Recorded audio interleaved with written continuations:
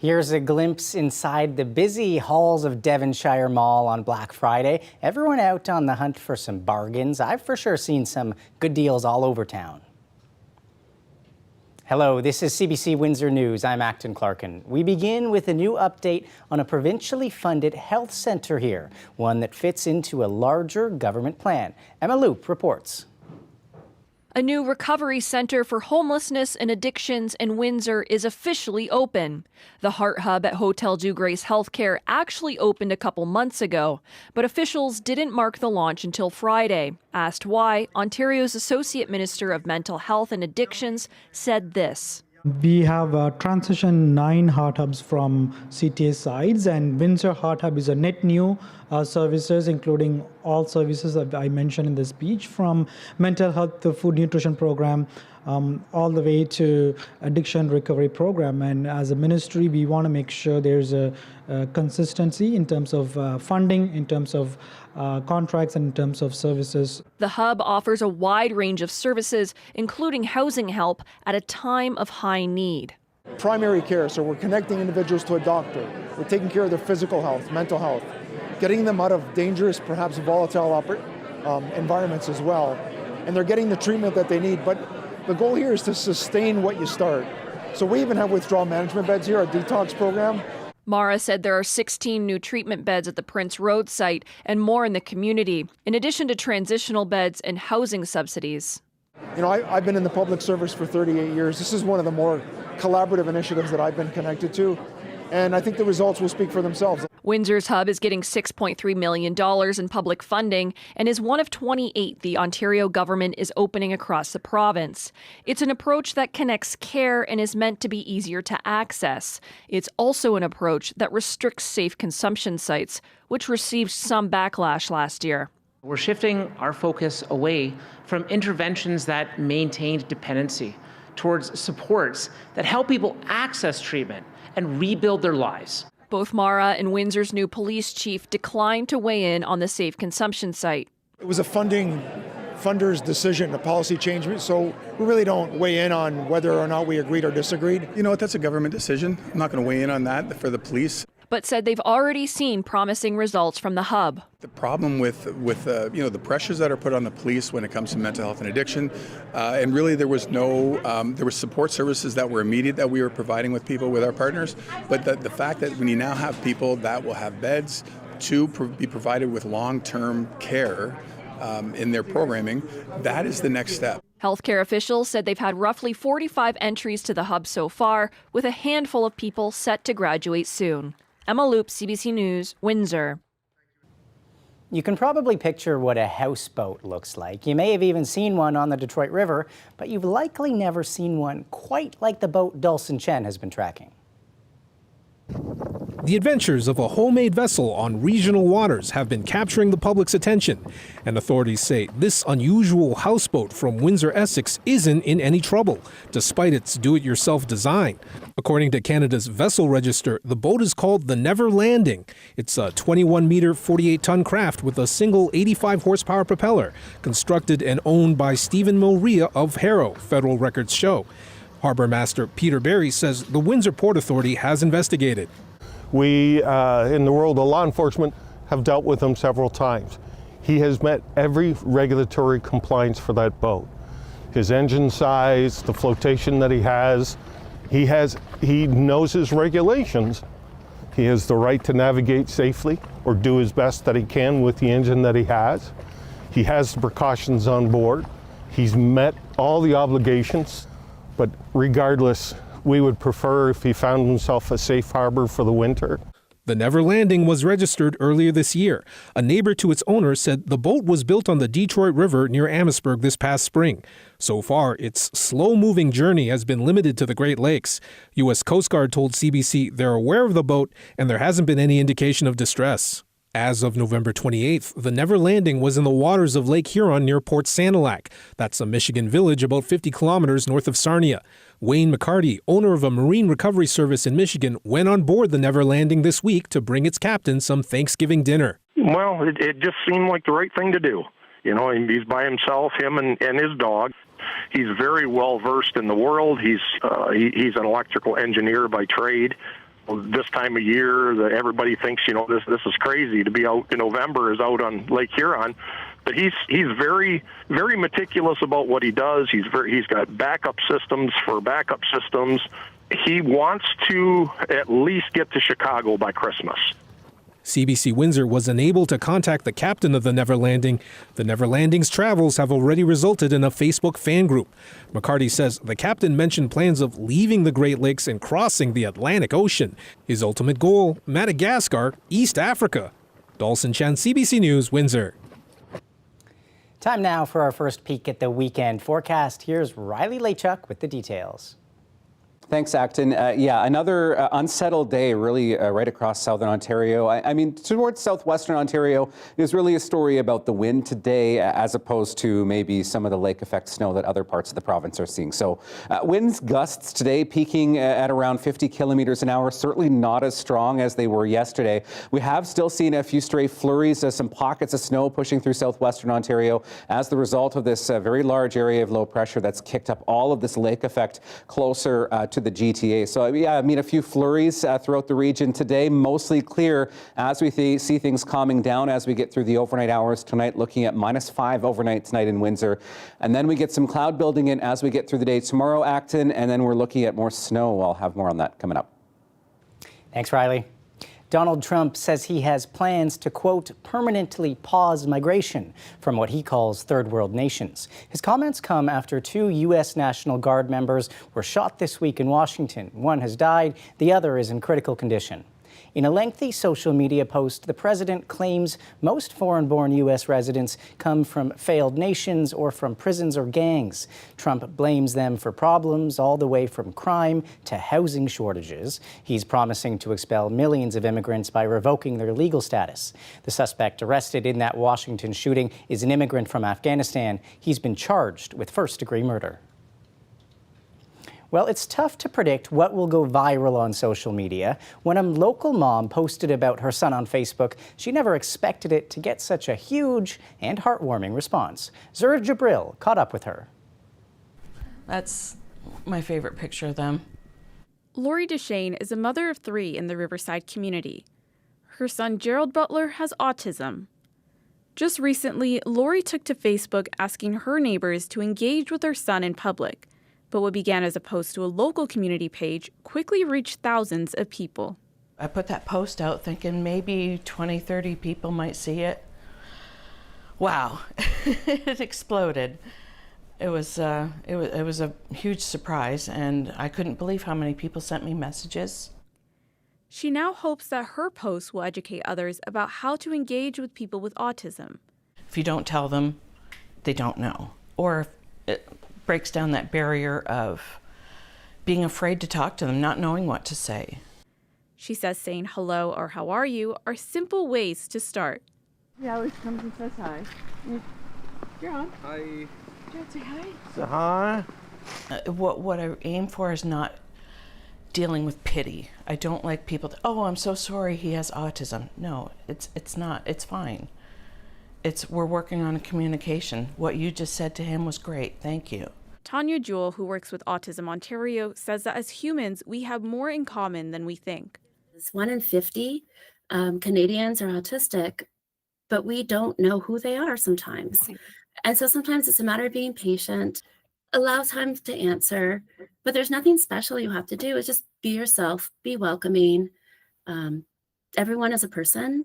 And I think that's what it comes down to, is we have more in common than we have different, and just connecting on that human level. In the meantime, Deshane says that she hopes sharing her story will bring more awareness and help her son. Zura Jabril, CBC News, Windsor.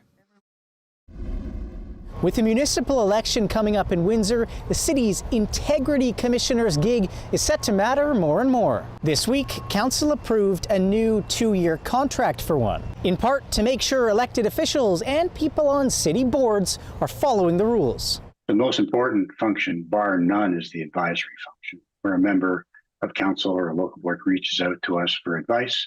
either about behavior that the code speaks about or under the Municipal Conflict of Interest Act. Jeffrey Abrams' company, Principles Integrity, won the city's Integrity Commissioner contract. The firm has already been doing the job for more than 3 years. The commissioner is independent and can give advice, suggest punishments for rule breakers, and train people up on what's okay and what's not. People can make complaints to them about everything from officials accepting gifts to concerns about respecting the public. Abrams says complaints have already ramped up ahead of October's local election. Some number of those complaints come from people who see themselves as participants in the upcoming election, whether as candidates themselves or as opponents to candidates. We're careful, though, not to be weaponized. We're not a tool that can or should be used for our political purposes. We're looking for over 10 years senior management experience in either law or ethics, public administration, investigatory. Windsor's city clerk was part of the team recommending Jeff Abrams' firm was re-upped for this new contract. He says the Integrity Commissioner will be a vital advisor for election candidates. There are certain rules in terms of what an incumbent that might be seeking re-election is able to use, what they're not able to use in terms of city resources, making sure that, there's no crossing of those ethical bounds. But the commissioner could also help city staff prepare for the election too. The Integrity Commissioner has indicated that he wants to sit down with administration to review the current code of conduct, which has been in place for quite a few years, to see if he needs any kind of an update. He'll give us recommendations. The commissioner's new contract begins January 1st. From there, it's T-minus less than 10 months until Windsor heads to the polls. Acton Clarkin, CBC News, Windsor. This week, we caught up with a Windsor teacher who spent nearly a decade dancing with the world-famous Radio City Rockettes. She just got back from New York, where she was celebrating the dance company's 100th birthday. You are part of an elite group, and I think that maybe molded the person that I am today, right? I was 18 in high school. I had a math test the next day that I didn't want to miss. I was in Chicago, hundreds of ladies. They had us come in round one, and then they said, if you hear your name, stay for the next round. If not, thank you very much. Never, ever expecting to be picked. I just wanted to have it as an experience. But I heard my name, and I went back for round 2 and for round 3, and then they said, can you come back tomorrow? I filled out my paperwork. They asked where you wanted to dance. I think I was probably the only one that put X's on all the other cities and circled Detroit, because the Rockettes were in Detroit at that time. Being from Windsor, that's where I wanted to dance. I did 2002 through 2005 in Detroit. In 2006, we did the show in Toronto. In my last 3 years, I was in New York City at Radio City Music Hall on that magnificent stage, which I got to go back and experience this past week. I remember during our kick line, the roar of applause brought me to tears. That sense of sisterhood that you have with the Rockettes and celebrating this 100th anniversary with those ladies who have all had that experience together. It's not only the glam of the show and performing for all those people, but the rigorous rehearsals that you go through 6 hours a day, 6 days a week. And of course we get tired and we have our moments, but we are so close. That's what makes that sisterhood, that 100 years of sisterhood so strong. It's lovely.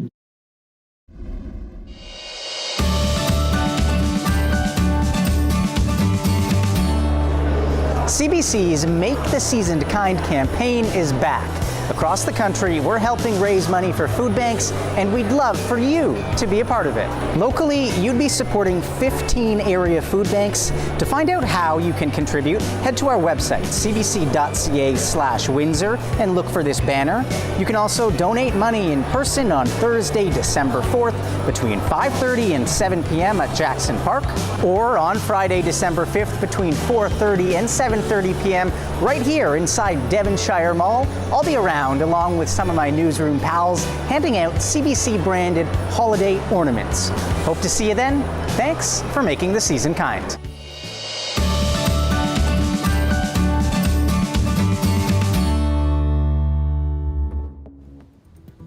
As Black Friday comes to a close, we'll check in just ahead on how powerful that Buy Canadian movement is these days. That story just ahead.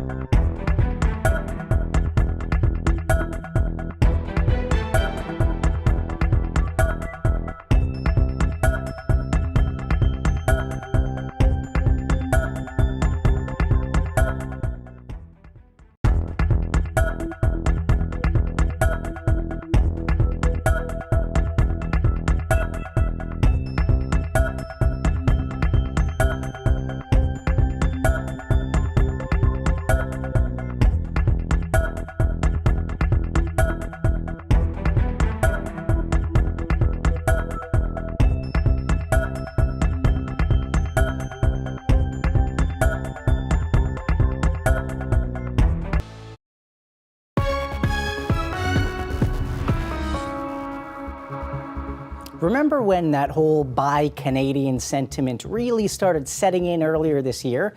Well, with 2025 inching closer to its end, Jennifer LaGrassa explores how strong that movement is now. 'Tis the season for holiday spending, but are Canadian-made items high on the list? It's better to buy Canadian, as we're trying to do, and just to keep supporting. I wouldn't say it's absolutely priority, but if I had the choice, I would pick Canadian first. Especially when I go shopping now, I search for Canadian.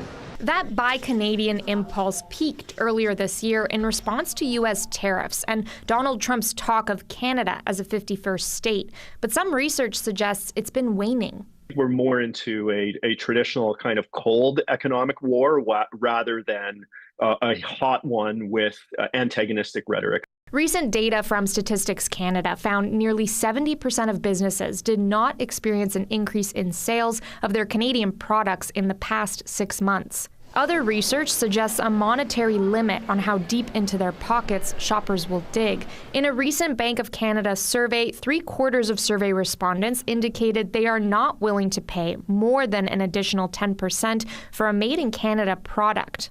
Ideally, if you can get Canadian, I'd get Canadian. Just, you got to keep the budget in mind. But some businesses say the trend hasn't slowed down for them. We felt a huge shift in people shopping, starting to buy Canadian. Since January, we've been up by almost double every month. Every single month, we've seen like an increase in month over month from last year's sales. Many analysts say whether shoppers lean into buying Canadian depends on what's on the wish list, with items like toys and tech usually made elsewhere. But whatever consumers' shopping intentions might be, retailers will be hoping that the Buy Canadian movement lights up sales this holiday season. Jennifer LaGrassa, CBC News, Toronto. We've been keeping an eye on fallout from the federal government's new West Coast pipeline agreement. The Liberals have already lost support from a longtime cabinet minister, and as Olivia Stefanovich reports, there are questions about where the rest of the party stands. What do you think of Liberal unity right now? When asked about internal divisions over Ottawa's energy agreement with Alberta, Liberal MPs insist they're all on the same page. Quite unified. There's always discussions. We're standing united. We're absolutely unified. There's all kinds of room for different opinions in our caucus.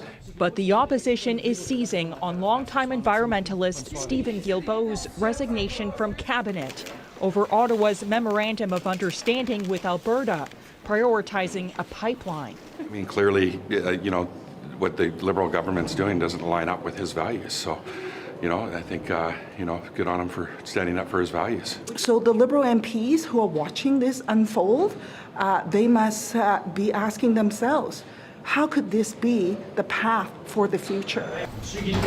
While Guilbeault is no longer a minister, he remains a Liberal MP. So far, there haven't been any other departures. What do you think Guilbeault resigning means for Liberal support in Quebec? I don't think it means anything. I think that yesterday's announcement was a good news story for Canada. Grow the economy. And Guilbeault's Quebec colleagues are defending the government's MOU. You have a number of conditions to make sure that Canada can be a responsible and sustainable energy producer. But Vancouver area MP Wade Grant released a statement telling British Columbians he hears their concerns about the MOU clearly, adding he will keep pressing for transparency, consultation, and robust environmental safeguards. It has already become, and I'm worried that it will continue to be, an energy vampire that sucks federal time and money.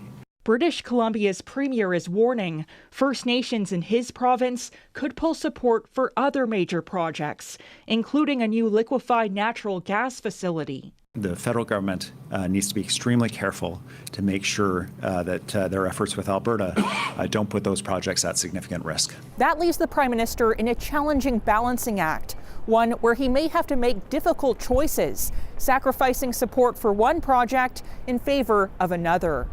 Olivia Stefanovich, CBC News, Ottawa. Coming up, a full look at this weekend's weather. Is it time to strap on some snow tires? Your forecast next.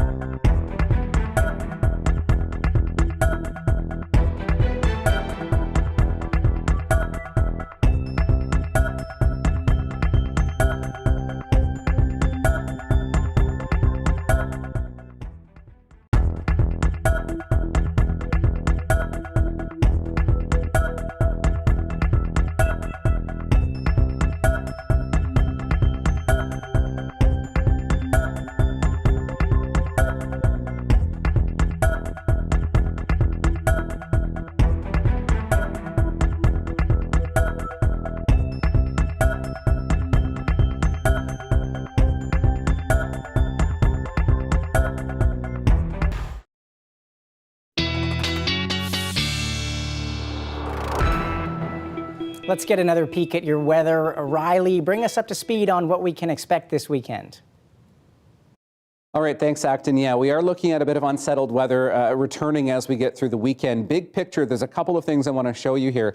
First, this area of low pressure. This is what's giving us all of that lake effect now well off into Quebec, but still having an impact further west over the Great Lakes. But it is what's starting to form over parts of the Midwest that I want to draw your attention to, a system that's starting to organize over parts of Minnesota on the other side of the lakes that will have an impact as we get through the day, as we get into Saturday and Sunday. This looks like it will bring another round of snow pretty broadly across the Midwest, but through southern Ontario as we get through the next couple of days here, really through the weekend. Still looking at snow squall warnings in place for Woodstock into Kitchener, another maybe 5 centimeters of snow coming overnight tonight. But it's what's coming in behind that I'm watching. So as we get through the night, things do clear up. We get into what I'm going to call more of a partly cloudy to mostly clear sky as we get through the night. So another brighter start to the day. As we get into the day on Saturday, winds certainly backing off as we get through the day tomorrow. But as we get further into the day on Saturday, you'll see that cloud cover building in, and then we get this next low that starts to push further north. And this looks like it'll start to have an impact overnight into Sunday morning for southwestern Ontario. We'll talk amounts in a bit, but it is a quick mover, so it will have a bit of a punch to it. By the time we get into Sunday morning, though, this is pretty much done with us, but some flurries left in behind this as we get through the rest of the day. On Sunday. The thing is, not a lot of wind with this one, so maybe a bit breezy at times, but not that very strong wind that we have seen earlier in the week here. So broadly looking at the potential for 5 to 10 centimeters through Windsor, Sarnia, Chatham, Kent, but back into parts of Michigan, this looks like it could drop anywhere between 10 and 15 centimeters of snow. So there's still some play with the forecast modeling, but we do have a pretty broad area of snow moving in as we get through the day into Sunday. Forecast temperatures first thing in the morning looking at around -3, -4 into southwestern Ontario, -3 in Windsor first thing in the morning. Looking at temperatures topping out around 1 degree as we get through the afternoon. Some sunny breaks to start, then that cloud starts to build in, and then that snow pushes in overnight Saturday into Sunday, a pretty broad area of 5 to 10 centimeters through southwestern Ontario. And in behind that, some cooler air starts to push in, so looking at overnight temperatures by the time we get into next week around -5. And those high temperatures Monday and Tuesday acting around -1 and -2. So prepare for some cooler weather to start next week. Thank you, Riley. That's our show, folks. Thanks so much for watching and have a great weekend.